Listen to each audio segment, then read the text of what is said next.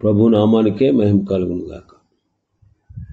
కూడి వచ్చిన మీ అందరికీ కర్మిల ఆత్మీయ సహవాస సంఘ విశ్వాసులందరికీ మన ప్రభువును ఆయన ప్రియ కుమారుడునైన యేసుక్రీస్తు వారి శ్రేష్టమైన నామములో శుభములు మరియు అందరికీ వందనాలు. 23వ కీర్తన ధ్యానం చేసుకుందాం. 23వ కీర్తన.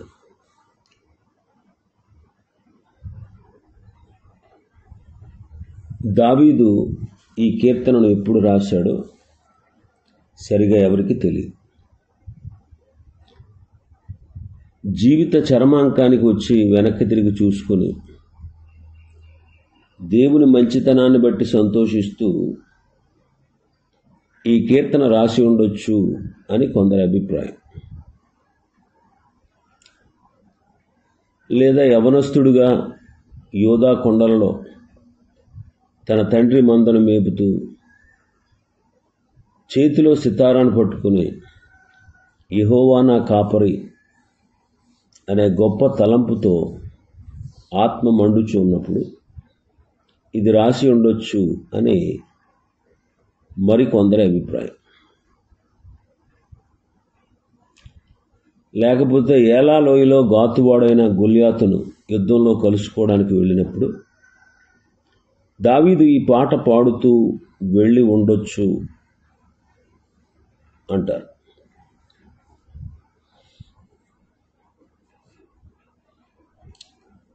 ఈ కీర్తనను 3 భాగాలుగా మనం చూడవచ్చు. మొదటిగా దావీదు మనల్ని తీసుకువెళ్తాడు. అక్కడ నుండి చివరిగా మహిమకు తీసుకువెళ్తాడు. ఈ కీర్తన మొదటి భాగంలో మన బలహీనతలలో మనకు సహాయం చేసే వ్యక్తి దగ్గరకు భక్తుడు మనల్ని తీసుకువెళ్తాడు. ఆ తర్వాత మన శత్రువుల నుండి మనల్ని కాపాడేవాని దగ్గరకు, చివరిగా మన భవిష్యత్తును గూర్చి జాగ్రత్త పడేవాని దగ్గరకు మనల్ని నడిపిస్తాడు. ఒక సహోదరి చనిపోయే ముందు తన బైబిల్లో ఇలా రాసుకుందంట. ఏంటంటే, సంతోషకరమైన జీవితం, సంతోషకరమైనటువంటి మరణం, సంతోషకరమైన నిత్యత్వం అని రాసుకుందంట. మొదటి 3 వచనాల్లో సంతోషకరమైన జీవితం ఊరకే రాదు. సంతోషకరమైన జీవితం ఊరకనే రాదు. అందుకే సంతోషకరమైన జీవిత రహస్యాన్ని మొదటి 3 వచనాలు చెప్పారు. ఇక్కడ యెహోవా నా కాపరి, నాకు లేమి కలగదు అంటాడు. యెహోవా అనే మాట 3 కాలాలకు సంబంధించిన మాట. 3 కాలాలకు సంబంధించిన మాట. ఆయన గతంలో ఉన్నాడు, ప్రస్తుతం ఉన్నాడు, భవిష్యత్తులో కూడా ఉండబోతున్నాడు. నిత్యుడైన దేవుడు అని ఒక అర్థం. యూదులకి ఈ పేరులో ఉన్న ప్రత్యేకత తెలుసు. యేసుక్రీస్తు ప్రభువారు యూదులతో మాట్లాడుతూ, అబ్రహాము పుట్టక ముందే నేనున్నాను అన్నాడు. అంటే ఆయన తనకు తానుగా తనను దేవునిగా ప్రకటించుకొనుచున్నాడని వారికి తెలుసు. నిత్యుడైన ఈయన శరీరంతో మన మధ్యలో నివసించాడు. ఆయన క్రొత్త నిబంధనలో యేసుక్రీస్తుగాను,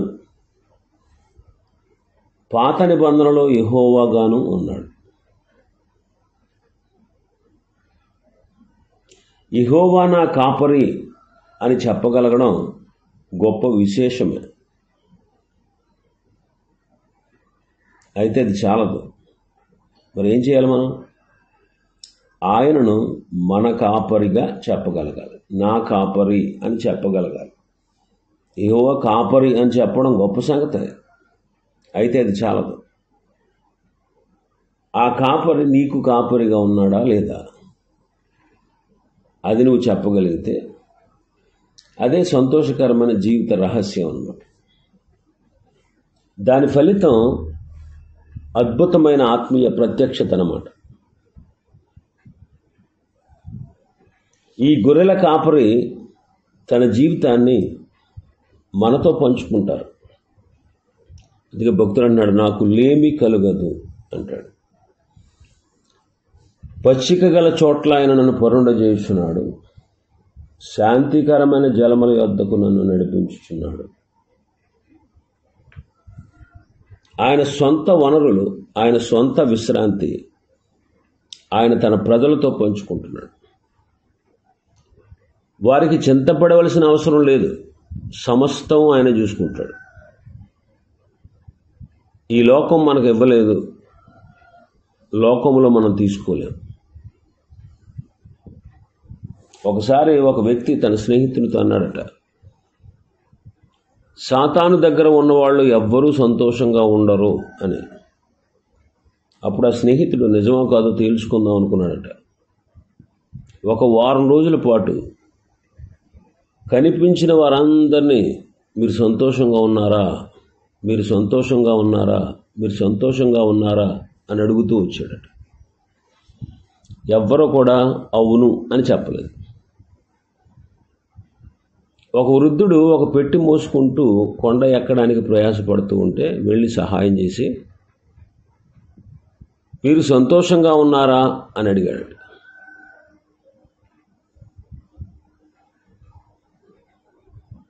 అంటే ఆ ప్రశ్న వేసినందుకు ఆ వృద్ధుడు అన్నాడట, నా స్నేహితుడు నన్ను ఎన్నో తిట్లు తిట్టాడు, అయినా సరే నేను సంతోషంగా ఉన్నాను అన్నాడట.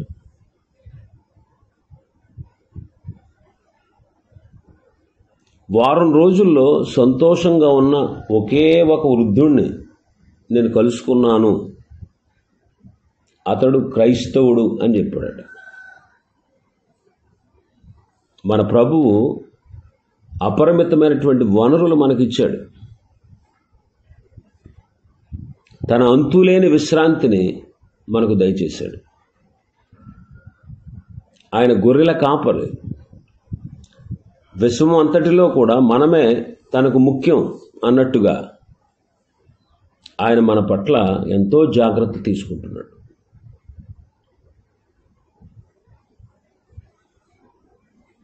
ఈ గొర్రెల కాపరి, ఈ మంచి కాపరి తన ప్రాణాన్నే మన కొరకు ఇచ్చాడు. నా ప్రాణమునకు ఆయన సేద తీర్చుచున్నాడు అంటున్నాడు.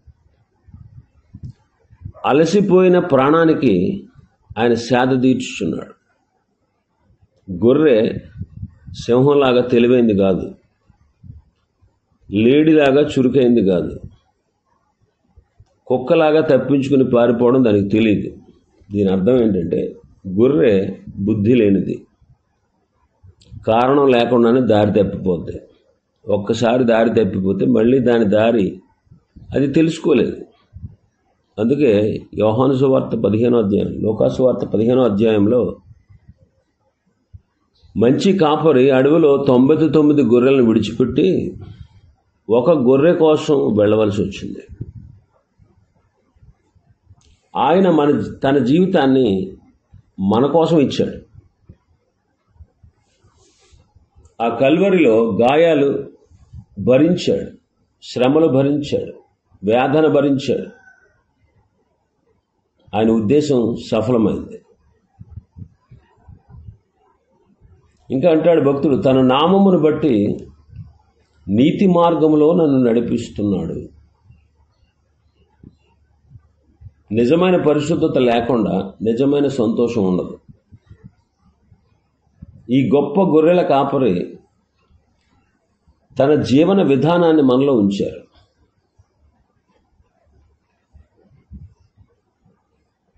నాలుగవ వచనంలో మనం చూస్తే, గాఢాంధకారపు లోయలో నేను సంచరించినను ఏ అపాయమునకు భయపడను, నీవు నాకు తోడైందువు, నీ దుడ్డు కర్రయు నీ దండమును నన్ను ఆదరించును అంట.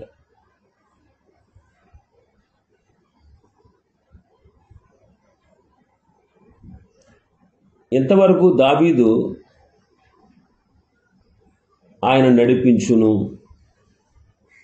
ఆయన పరుండ చేయును, ఆయన సేద తీర్చును అన్నాడు. ఇంతవరకు ఆయనను గొర్రెల కాపరిలాగా మాట్లాడాడు.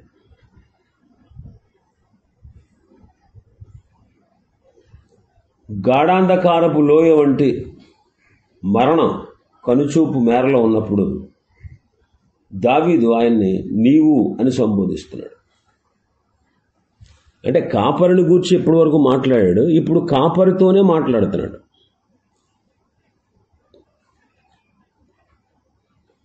గాఢాంధకారపు లోయలో నేను సంచరించినను, ఏ అపాయమునకు భయపడను, నీవు నాకు తోడయుందువు, నీ దుడ్డు కర్ర నీ దండము నన్ను ఆదరించు, నా శత్రువులు ఎదుట నీవు నాకు భోజనం సిద్ధపరుస్తావు. ఇక్కడ గాఢాంధకారపు లోయ, అందులో సంచరించిన అంటున్నాడు. అంధకారం ఉందంటే వెలుగు కూడా ఉన్నది అని అర్థం. వెలుగు ఒక వస్తువు మీద పడినప్పుడు ఆ వస్తువు నీడ దాని ప్రక్కనే పడుతుంది. విశ్వాసికి అవిశ్వాసికి తేడా ఇక్కడే కనపడుతుంది. మరణం ఒక నీడ వంటిదైతే విశ్వాసి మరణించి వెలుగులోకి వెళతాడు, అవిశ్వాసి మరణించి నీడ వంటి చీకటిలోకి వెళతాడు. ఈ చీకటి నిత్యం ఉంటుంది. క్రీస్తు లేకుండా, క్రీస్తును కలిగి ఉండకుండా ఒంటరిగా చనిపోయి చీకటిలోకి వెళ్ళిపోవడం అనేది భయంకరమైనటువంటి విషయం అన్నమాట. అయితే విశ్వాసి వెలుగులోకి వెళ్తాడు. కొన్ని సంవత్సరాల క్రితం ఒక మిషనరీ డాక్టర్ గారు తన జీవిత చివరి దశకు వచ్చేసాడు. ఎన్నో సంవత్సరాలు దేవుని సేవ చేసి చివరకు లుకేమియా అనే వ్యాధి బారిన పడ్డాడు. తను డాక్టర్ కాబట్టి ఇంకెంతకాలం బ్రతుకుతాడో ఆయనకు తెలిసిపోయింది. తనకు పరిచయం ఉన్న సంఘాలకు ఉత్తరాలు రాశాడు. సహోదరులారా, దావీదు గాఢాంధకారపు లోయను గూర్చి రాశాడు. ఇప్పుడు నేను ఆ లోయలోనికి వచ్చాను, అయితే ఇక్కడ నాకు చీకటి అనేది ఏం కనబడట్లేదు. దానికి వ్యతిరేకంగా నీతిమంతుల మార్గము అంతకంతకు తేజరిల్లును అని రాయబడినట్టుగానే ఉన్నట్టు నేను కనుగొన్నాను అని రాశాడు. ఏ అపాయమునకు భయపడను, నీవు నాకు తోడయుందువు, దుడ్డు కర్ర దండము మరణపు లోయలో ఎలా ఆదరిస్తాయో అని నేను తరచుగా ఆలోచించేవాడిని. దుడ్డు కర్ర గొర్రెల కాపరికి, దండము దారి తప్పున్న గొర్రెలకు అవసరం. నాకు ఇది ఎంత సమంజసంగా అనిపించలేదు. మరణపు లోయలో ప్రభు దండముతో దారి తప్పిన గొర్రెలను కొట్టడానికి సిద్ధంగా ఉండడం, మరణపు లోయలో శిక్షించడం అనేది నేను ఊహించలేకపోతున్నాను అంటాడు. రోమన్ క్యాథలిక్ వారి సిద్ధాంతం అదే. భక్తిగల క్యాథలిక్ చనిపోతే కృపాస్థలంలోకి వెళతాడట, ఉత్తరింపు స్థలంలో ఉంటాడు. పశ్చాత్తాపడినవాడు నరకానికి వెళ్తాడు. వాళ్ళు చెప్పేది ఏంటంటే ఉత్తరింపు స్థలంలో కూడా అగ్ని ఉంటుందట. అంటే అది వాళ్ళ సిద్ధాంతం అన్నమాట. అంటే వాళ్ళు ఏమంటారంటే మంచివాళ్ళు చెడ్డవాళ్ళు కూడా అగ్నిలోకే వెళతారు అని చెప్తారు. కొన్ని సంవత్సరాల క్రితం ఒక యువకుడు పోపు గారితో మాట్లాడడానికి అనుమతి పొంది పోపు గారితో మాట్లాడారట. పోపు గారు, మీరు రక్షించబడ్డారా అని అడిగాడంట. అప్పుడు తాను చిన్నతనంలో పొందిన ఒక అనుభవాన్ని చెప్పాడట ఆయన. అప్పుడు ఆ కుర్రోడు అన్నాడు, అయ్యా మీరు చనిపోతే పరలోకం వెళ్తారా అని అడిగాడంట. అప్పుడు ఆ పోపు గారు అన్నారు, బాబు నువ్వు చాలా కష్టమైన ప్రశ్న వేసావు, అది నిజమే.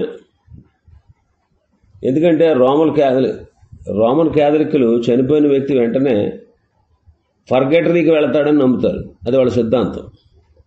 పోపు గారు అంతలోనే తేలుకొని అన్నాడంటే, బాబు నేను చనిపోతే నా ఆత్మ కోసం ప్రార్థన చేయడానికి నాకు 700 మిలియన్ల ప్రజలు ఉన్నారు అన్నాడు.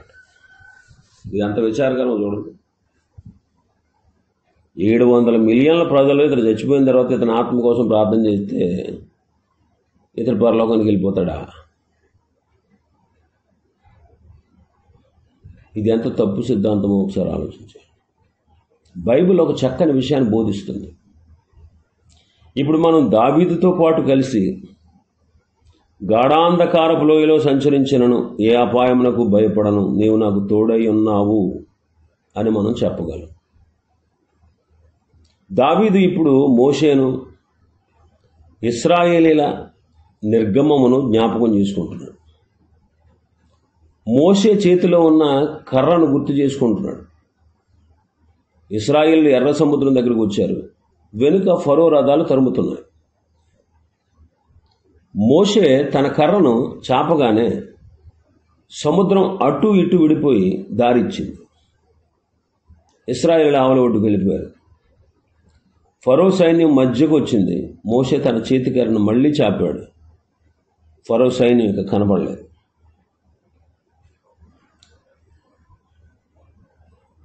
దండము తన ప్రజలకు కాదు, వారి శత్రువులకు.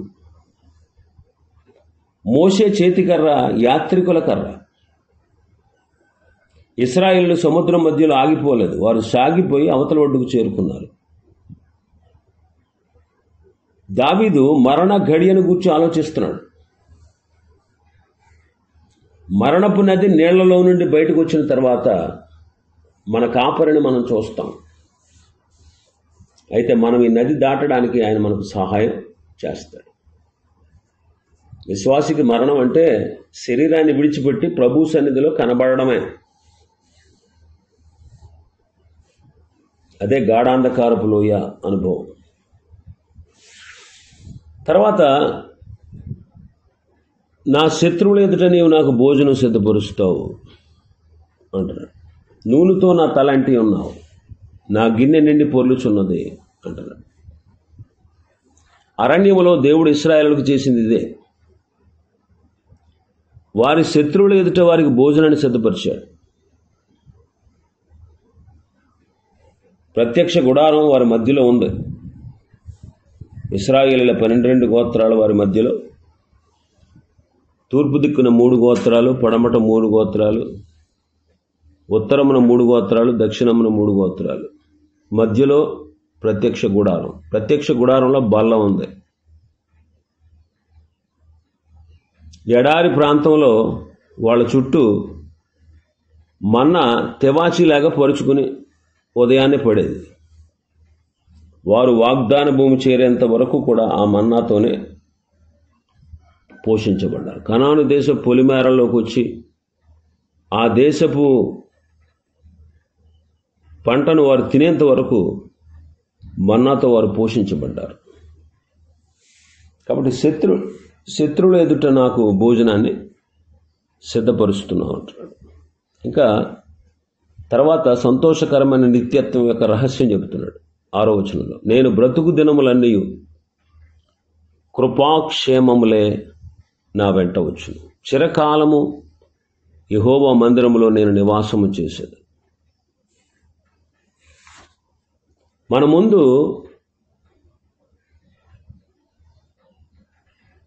రాజు యొక్క ప్రధాన రహదారి కనబడతాం.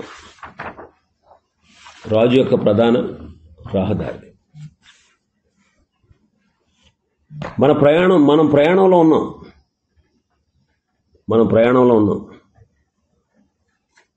కృపాక్షేమము అనబడే 2 రాయబారులు మనతో వస్తున్నారు. కృప మన పాదాలకు త్రోవ చూపుతుంది. క్షేమం మనం తొట్టిల్లిపోకుండా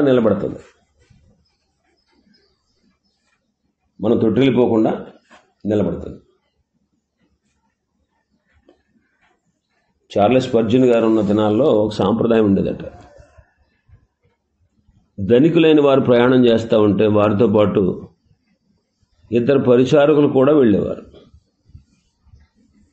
ధనికుని మార్గాన్ని సరళం చేయడమే వాళ్ళ పని. ధనికుడు ఎక్కడికి వెళ్ళినా వాళ్ళు అతని వెంటే వెళ్ళేవారు. అతని వాహనం ఆగగానే వారు కిందకు దిగి తలుపు తీసి పట్టుకునేవారు. అతడు బస చేస్తున్న సత్రానికి ముందుగా పరిగెత్తుకు వెళ్ళి అతని గది సిద్ధం చేశారా లేదా, భోజనం సిద్ధంగా ఉందా లేదా, ఇవన్నీ చూసేవారు. కృపాక్షేమములు అనేవి ఇటువంటి పరిచారకులే. దేవుడు వాటిని మన కోసం పంపించాడు.